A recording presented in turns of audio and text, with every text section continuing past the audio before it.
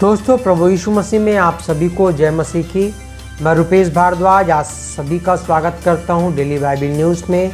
आज 20 दिसंबर की सुबह और आज हम फिर से परमेश्वर के रहस्यमय और अद्भुत वचन की सफ़र पे चलेंगे। सबसे पहले मेरे साथ आप एक वचन खोल लें, भजन संहिता 34 अध्याय और उसका 11 पद हम पढ़ेंगे। यहाँ लिखा है, मैं हर समय यहोवा को धन्य कहा करूँगा। दोस्तों, आज का हेडिंग आपने जिस प्रकार से देखा है, संकट में परमेश्वर पर दोष लगाओ। हेडिंग खतरनाक है कि हर समय आपने यही देख के आया होगा, पर ऐसा नहीं है। आज का जब आप वीडियो पूरा अंत तक देखेंगे तो शायद आप परमेश्वर पे कभी दोष न लगाएं। तो दोस्तों, यहाँ वचन पे लिखा है भजन संहिता 34 उसका 11 में कि मैं हर समय यहोवा को धन्य कहा करूँगा। आपको हर समय यहोवा को धन्य कहना है। सबसे पहले किस प्रकार से हम ये काम वचन को अपने जीवन पे लागू कर सकते हैं, इसको हम देखते हैं। हम सब जानते हैं कि जो इज़राइली थे वो मिस्र में गुलाम थे और उसके बाद मूसा को परमेश्वर ने भेजा उन इज़राइलियों को मिस्र की गुलामी से आज़ाद कराने के लिए, और आज़ाद कराने के बाद उन्हें जंगल में घुमाया। वो जंगल पे रुकते थे, अपना टेंट बनाते थे, सब चीज़ करते थे। उसके बाद वह कूच करते थे, उस जगह से निकलते थे। कूच करते थे तो जो सबसे आगे जो थे कूच करते समय जंगल में, वो यहूदा गोत्र था जो सबसे आगे रहता था, सबसे आगे। और यहूदा का अर्थ है स्तुति। तो सबसे पहले अपने जीवन में आप स्तुति करना सीखें। समय अंदर न, मैं ये नहीं बोल रहा हूँ कि आप जोर से चिल्ला के गा रहे हैं कि हम गाएं होशाना, इस प्रकार से नहीं। अपने मन में आप स्तुति करें, परमेश्वर के प्रति आप अपने मन में स्तुति करें। मन जो है, इसमें अगर आप स्तुति को भरेंगे तो आपके मन में जो नेगेटिव बातें आती हैं ना, वो आना बंद हो जाएगी। तो स्तुति जरूरी है आपके मन के लिए। तो जब संकट के समय सबसे पहले हमको स्तुति करना सीखना होगा।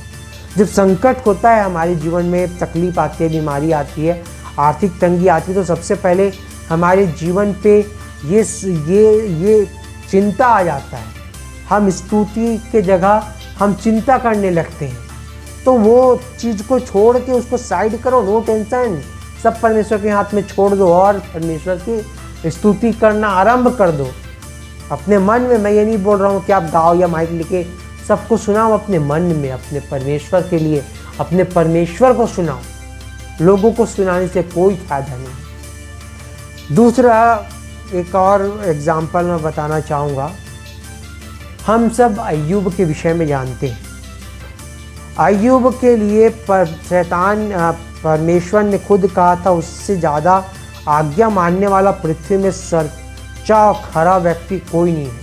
इस बात पे शैतान ने कहा कि मुझे मौका दे परीक्षा लेने का। फिर उससे यीशु परमेश्वर ने परीक्षा लेने का मौका दिया। उसके बाद एक दिन में, सिर्फ एक दिन में अय्यूब का सब चीज़ खत्म हो गया। उसका जानवर खत्म, उसके बाल बच्चे खत्म, सब चीज खत्म, धन संपत्ति खत्म। फिर भी उसने परमेश्वर को कभी परमेश्वर के ऊपर दोष नहीं लगाया। उसके बाद उसके शरीर में फोड़े हो गए और वो बहुत बुरी तरीके से, कितने दिन तक वो बीमार था, तकलीफ से जूझा, खुदला रहा था, इतने बड़े बड़े फोड़े, तो उसका तकलीफ ठीक नहीं हो रहा था। उसको दर्द कितना हो रहा होगा सोचिए। उस तकलीफ में करा रहा था, मगर फिर भी वो परमेश्वर पर दोष नहीं लगाया। वह प्रार्थना करना नहीं छोड़ा, वह प्रार्थना करते रहा। उसकी प्रार्थना में सामर्थ्य थी। जब उसके दोस्तों ने कहा कि ये अय्यूब के गुप्त पाप के वजह से ये बीमारी आई है, तब परमेश्वर ने उसको भी परीक्षा में डाल दी और वो उसको भी बीमारी हुई, और जब अय्यूब उसके लिए प्रार्थना किया तब वो ठीक हुआ, और अय्यूब भी ठीक हुआ। अय्यूब चंगा हुआ, परमेश्वर ने उसे चंगाई दी, क्योंकि परमेश्वर कहता है मैं तुम्हारा चंगा करने वाला यहोवा हूँ। उसी प्रकार से अय्यूब ने भी वो वहाँ पे चंगाई पाई। हमको अय्यूब की तरह प्रार्थना करना नहीं छोड़ना है। उसी प्रकार से हमें भी प्रार्थना करते रहना चाहिए। हमारे जीवन में जो भी तकलीफ हो, सबसे पहले जब हमारे जीवन में संकट आए तो सबसे पहले हम उसकी स्तुति करें। दूसरा, प्रार्थना करें। स्तुति, प्रार्थना, स्तुति, प्रार्थना। आपकी परेशानी दूर होगी, चाहे जो भी परेशानी हो वो दूर होगी। सिर्फ आप परमेश्वर पर विश्वास रख के उसकी स्तुति और प्रार्थना करते रहें, वो ना छोड़ें, अपनी हिम्मत ना हारें। चाहे आप बीमार में 3 साल से, 4 साल से, 10 साल से क्यों ना पड़े, वो आपको परमेश्वर चंगाई देगा। एक न एक दिन वो आपको चंगाई देगा। आपके जीवन के लिए परमेश्वर ने कुछ बड़ा प्लान किया होगा, इसीलिए आप इस परेशानी में हैं। तो आप इंतजार करें, सब्र करें, विश्वास करें, स्तुति करें और प्रार्थना करें, और अपनी हिम्मत को टूटने न दें, और हर समय यहोवा को धन्य कहा करें। उस पर दोष कभी न लगाएं। आपको जीवन में 5 साल से बीमारी है, परमेश्वर पे दोष न लगाएं, धन्य कहें कि आप उस बीमारी की वजह से आप परमेश्वर के नज़दीक आ पाए। धन्यवाद दीजिए उसके लिए। तो मेरे दोस्तों, आज के लिए सिर्फ इतना ही। मिलते हैं कल, आज शाम को। तब तक के लिए आप सभी को नमस्कार।